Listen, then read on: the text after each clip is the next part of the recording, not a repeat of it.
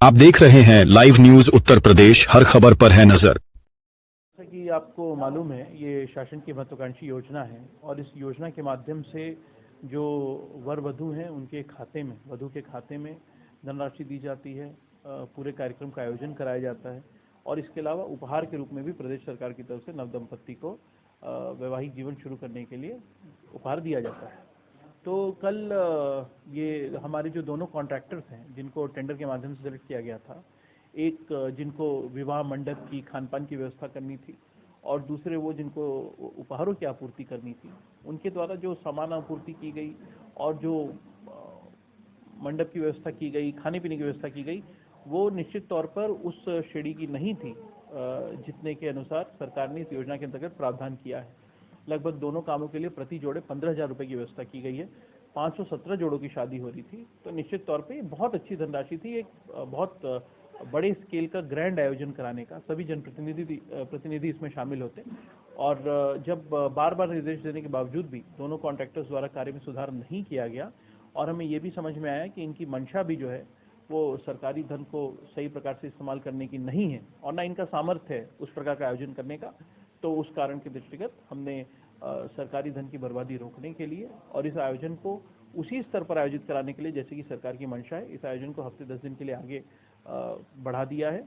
जितने भी जोड़ों को इसमें आवेदन कराया गया था, जो भी पात्र जोड़े थे, उन सबको इस आयोजन में सम्मिलित किया जाएगा। उनको किसी भी तरह से परेशान होने की जरूरत नहीं है और ठेकेदार के विरुद्ध ब्लैक लिस्टिंग क्यों ना की जाए उसकी और उसके खिलाफ वैधानिक कार्रवाई क्यों ना की जाए, इसका शोकॉज भी जारी किया गया है। अगर इनका संतोषजनक जवाब आता है तो इनकी सेवाएं टर्मिनेट करके ये भी सुनिश्चित किया जाएगा कि पूरे उत्तर प्रदेश में कहीं पे भी इनको इस प्रकार से काम करने का मौका ना मिले। इसके विषय में विभाग से भी कम्युनिकेट किया जाएगा और जो आयोजन किया जाएगा वो निश्चित तौर पर इतना वृहद और इतना अच्छा होगा कि उत्तर प्रदेश सरकार का गौरव उससे बढ़े। सर, बताया जा रहा है 75 लाख रुपए का टेंडर था, उसमें से 20 लाख रुपए निपटाने की। देखिए, 517 जोड़ों के हिसाब से लगभग 14,500 प्रति जोड़े की गणना आप करते हैं तो मंडप और खान पान की व्यवस्था के लिए इस योजना में व्यवस्था है।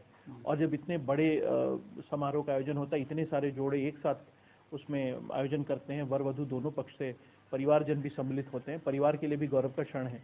तो जो धनराशि इस आयोजन के लिए उपलब्ध थी उसकी तुलना में बिल्कुल भी उस प्रकार का अरेंजमेंट नहीं किया जा रहा था।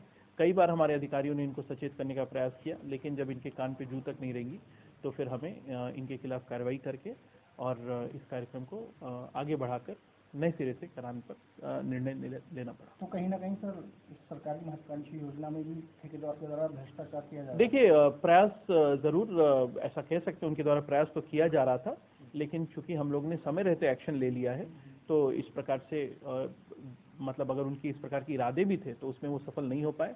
और हमारे सभी अधिकारी, हम लोग इस बात के प्रति कृत संकल्पित हैं कि सरकार की तरफ से एक एक रुपया जो समाज कल्याण विभाग या गरीब कल्याण के लिए आता है वो पैसा सही जगह पे लगे, लाभार्थियों तक पहुंचे। सर, बताया जा रहा है पूर्व में भी इसी फर्म है, इसके द्वारा पूर्व में टेंडर लिया गया था। जी, देखिए, जो टेंडर होता है वो तो पूरे वर्ष के लिए होता है। उस वर्ष के दौरान जितने आयोजन होते हैं उसकी संबंधित जिम्मेदारी उन्हीं की होती है।